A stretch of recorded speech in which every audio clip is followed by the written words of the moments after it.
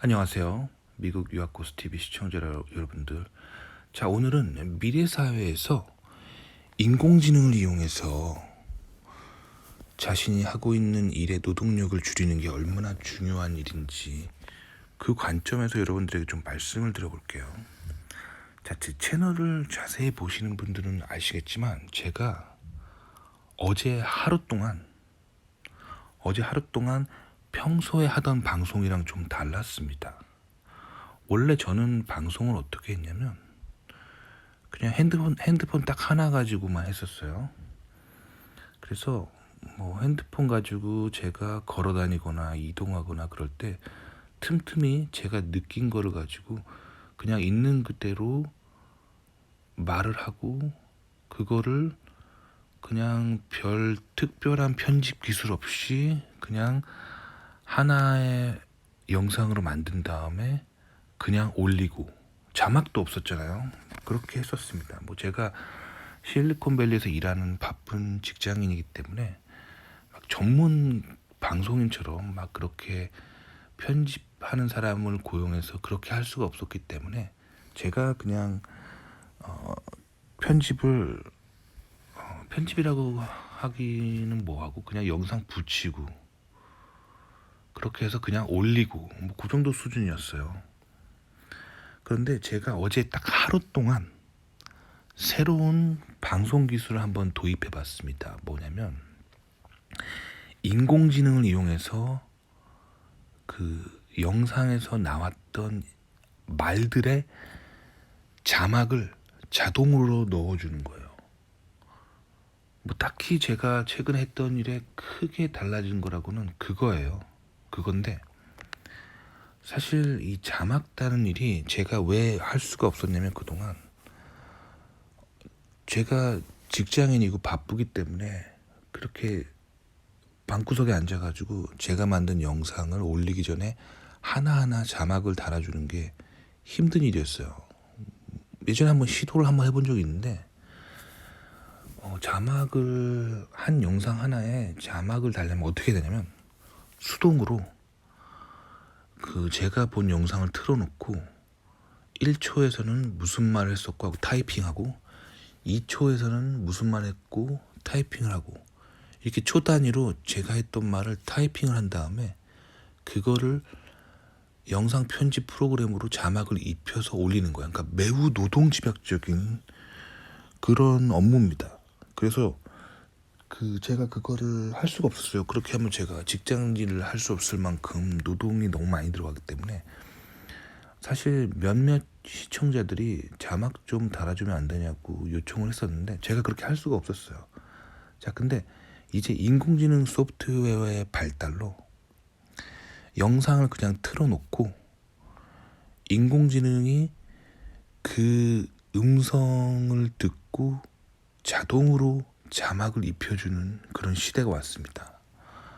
그리고 만약에 제가 사람을 고용하면 그거에 대한 상당한 노동비를 지불해야 됩니다. 제가 예전에 한번 알아봤을 때 이런 방송 편집자 같은 거를 고용을 하면은 영상 편집 하나당 거의 한 뭐 시세는 그때그때 달라지겠지만 한국 돈으로 한 10만 원 정도 그 정도를 영상 하나당 지불해야 되기 때문에 수익이 엄청나게 나지 않은 한 따로 편집자를 고용하기는 매우 힘든 상황이었죠. 그런데 이 인공지능 소프트웨어는 가격이 굉장히 저렴합니다. 제가 알아본 바로는 한 처음에는 무료 버전을 이용할 수가 있어요. 이런 소프트웨어를. 그래서 뭐 예를 들면 글자 한 10,000글자까지는 공짜고 그리고 그 이상 전문적으로 10,000글자 이상 쓰려면 뭐 한 달에 한 $7 뭐 이 정도 수준으로 돈만 내면 돼요. 그러니까 이게 앞으로 다가올 미래 사회의 청사진을 볼 수 있을 만큼 굉장히 혁신적인 기술입니다. 자, 지금 한번 도표를 한번 봐보세요. 이 X축은 날짜예요. 2월 달부터 2월 달, 3월 달, 4월 달, 5월 달, 그래서 어제까지 이렇게 날짜고, Y축은 시청자들의 시청률이에요. 자, 근데 보시면 어제 하루 시청률이 굉장히 높죠. 평소에 제가 매일 시청률이 1000명도 시청을 안 했어요. 매일. 그래서 보통 평균적으로 하루 평균 시청률이 500명 정도? 뭐 그 정도 제 영상을 보는 그런 수준이었는데, 어제 하루 보시면 이거를 뭐 떡상이라고 할 수는 없는데, 어제 하루 보세요. 지금 도표에서 가장 오른쪽에 있는 라인을 보면 갑자기 도표가 갑자기 미친 듯이 위로 쭉 올라가죠. 대충 봤을 때 Y축 값을 대충 읽어보면은 뭐 한 2,500뷰? 하루에 2,500뷰를 달성한 거예요. 그러니까 시청률이 지금 5배가 올라간 겁니다. 그 이유가 뭘까 보면은 뭐 딱히 다른 게 없어요. 자막입니다. 자막을 넣어주는 게 이렇게 중요한 거라는 걸 제가 배웠습니다. 근데 그걸 알아도 제가 수동으로 이걸 할 수가 없었어요. 직장 다니면서 수익도 크게 나지 않는 채널인데, 제가 저걸 방구석에 앉아서 자막을 일일이 입힐 수가 없었는데, 이제 인공지능이 자동으로 자막을 입혀주는 시대입니다. 그리고 저처럼 영세한 사람이 만드는 소규모 영상들은 무료로 소프트웨어를 이용할 수가 있어요. 그리고 이제 좀 많이 쓰게 되면 이제 유료로 돈을 내면 되겠죠. 그것도 매달 얼마 안 합니다. 그러니까 만약 제가 방송 편집하는 업계에 종사하는 사람이고 자막을 입혀주는 사람이라면 저는 도태되는 거예요. 이제는 이런 자동화된 기술의 도입으로, 이런 자동화된 기술을 배우면 남들보다 이렇게 앞서갈 수 있는 겁니다. 저도 이렇게 학교에서 그냥 이론으로만 배웠던 컴퓨터를 통한 자동화를 제 삶에서 실제로 느껴보니까 감회가 다르네요. 퍼포먼스가, 생산성이 굉장히 향상되었습니다. 그래서 앞으로 다가올 미래사회 청사진을 본 것 같아요. 우리가 살고 있는 세상에서 직장, 일터에는 노동이 들어가는 일들이 반드시 있습니다.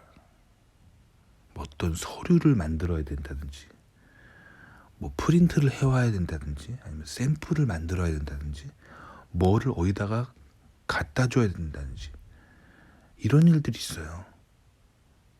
근데 이런 일들을 이제 기계가 대체하게 될 거라는 거예요. 제가 영상에서 한번 말씀드렸지만, 저는 이제 R&D를, 그러니까 연구 개발을 하는 연구 개발 엔지니어로서 전 세계에서 오는 실험용 원자재들을 샘플을 수입해서 프로토타입이라고 하죠. 시제품을 만들어 보고 그걸 가지고 더 개량하는 연구개발 연구를 종종 합니다. 근데 몇 년 전에는 제가 전 세계에 있는 특이한 그런 뭐 화학약품이라든지 아니면 뭐 원자재, 샘플 이런 거를 구매를 해서 실험실에서 연구를 해봐야 되기 때문에, 그렇게 되면 법률적인 문제가 있어요. 뭐 예를 들면 첨단 제품들은 이게 환경에 유해하진 않는지, 그 나라의 국가의 법적으로 문제는 없는지, 이런 거를 알아봐주는 그런 사람이 있었어요. 그래서 법대 나온 사람이랑 제가 같이 일을 했었거든요. 그 사람이 약간 제 비서처럼, 제가 예를 들면 일본에서 어떤 실험용 원자재를 수입해야 되는데 그게 법적으로 문제가 없는지, 그런 거를 저 대신 알아봐주고 법률적인 문서를 알아봐주고 작성해주고 그거를 도와주는 법률 대리인이 있었어요. 같이 일하는 법대 나온 미국인 직원이 있었어요. 근데 어느 날 그 사람이 그 일을 관두게 됐어요. 관두게 되고 그 사람이 어느 날 같이 일하던 일터에서 사라져 버렸습니다. 잘린 거죠 뭐. 그리고 나서 며칠 있다가 저는 그 회사에서 인공지능 소프트웨어를 하나 지급받아요. 그래서 한번 써봤었는데 사용법이 너무 간단합니다. 프로그램을 실행하고 제가 구매하려고 하는 제품, 원자재 그거를 그 소프트웨어에서 검색을 하면 그 소프트웨어가 자동으로 그 제품이 파는 전 세계의 국가 조직들 그런 거를 다 알아본 다음에 그 나라의 법률을 다 체크한 다음에 법률 문서를 자동으로 만들어줘요. 그래서 그거를 PDF로 자동으로 만들어준 다음에 제 이메일로 자동으로 전송을 해줍니다. 그럼 저는 어떻게 하면 되냐면 그 이메일을 그냥 해당 기업의 뭐 대표라든가 아니면 법률 담당 부서 담당자한테 그 이메일을 포워드하기만 하면 돼요. 그 다음에 그 문장 이메일에다 이렇게 쓰면 돼요. 문서 검토해 보시고 프린트해서 사인하거나 혹은 전자 사인해서 저한테 다시 이메일로 보내주시면 됩니다. 하면 끝입니다. 굉장히 쉽죠. 그렇게 세상이 변해졌어요. 그래서 그 업무를 하는데 사실 그 법률 대리인이 원래 해줄 때는 보통 2주 정도 걸렸습니다. 왜냐면 법률 쪽으로 이렇게 다 조사한 다음에 법률 문서를 만들어서 그 다음에 보내는 작업이 보통 2주 정도 걸렸거든요. 근데 그 소프트웨어가 그 일을 거의 한 1분 이내에 할 수 있습니다. 1분이 걸리는 것도 사실은 제가 마우스 클릭하는 속도 프로그램 키고 검색하고 마우스 클릭하는 속도 때문에 1분 걸리는 거지 컴퓨터가 처리할 때는 몇 초 걸리지 않는 거죠. 이런 시대가 왔어요. 그렇기 때문에 각 직장에서 일터에서 살아남으려면 자기가 하고 있는 일 중에 노동집약적인 일이 무엇인지 빨리 파악하고 그것을 인공지능을 이용해서 적극적으로 자동화해야겠죠. 그렇게 해서 업무 효율을 높일 때 그때 살아남을 수 있는 이제 시대가 펼쳐지고 있어요. 그래서 인공지능 시대가 오면 올수록 어떤 사회가 올지 아주 명백합니다. 테크놀로지를 가지고 남들보다 효율이 높은 사람은 돈을 많이 버는 시대가 올 거고 테크놀로지에 전혀 준비가 되지 않는 사람은 도태되는 거예요. 그래서 직장을 잃고 그런 사회가 오게 되었습니다. 아시겠죠? 저는 정치에 관심이 없지만 제 최근 영상에서 계속 제가 진보 좌파에 빠지지 말라고 하는 게 그 이유입니다. 직장을 잃은 사람들, 직장을 잃을 위기에 처한 사람들은 자신을 보호하기 위해서 진보 좌파에 빠질 수밖에 없습니다. 맨날 스트라이크하고 인공지능 물러가라 이렇게 하는 존재가 돼버리는 거예요. 자, 그렇게 되면은 그런 부류에 계속 빠지고 도태되는 사람이 돼서는 안 됩니다. 끊임없이 기술을 배우고 살아남을 수 있는 기술들을 계속 배우면서 자신을 강화시켜 나가야 됩니다. 그러다가 어느 순간이 되면은 개인적인 생각으로 그거를 할 수 없는 시대가 오겠죠. 정말 인공지능이 정말 많은 일을 대체하는 상황이 올 거예요. 그러면 아주 소수의 엘리트들만 살아남고 인간이 도태되는 시대가 올 겁니다.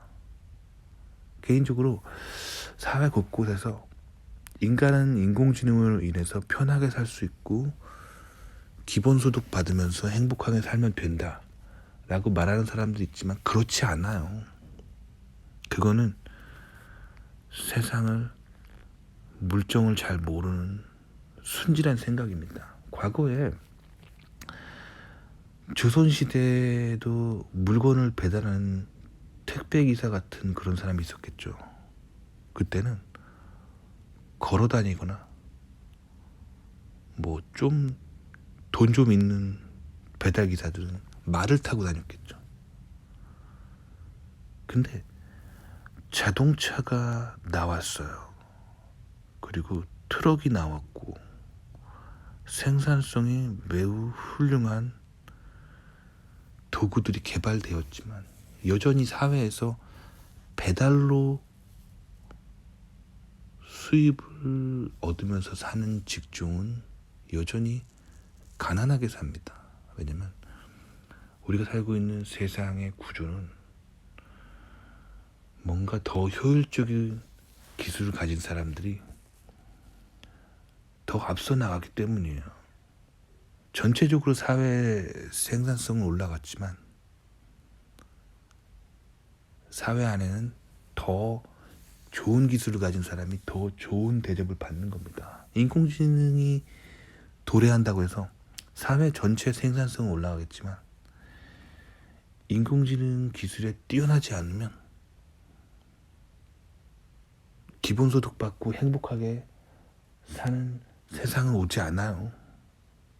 그러니까 사회에서 끊임없이 뭔가 더 효율적이고 고부가 가치인지를 끊임없이 찾으셔야 돼요. 그리고 그쪽으로 계속 이동하셔야 됩니다.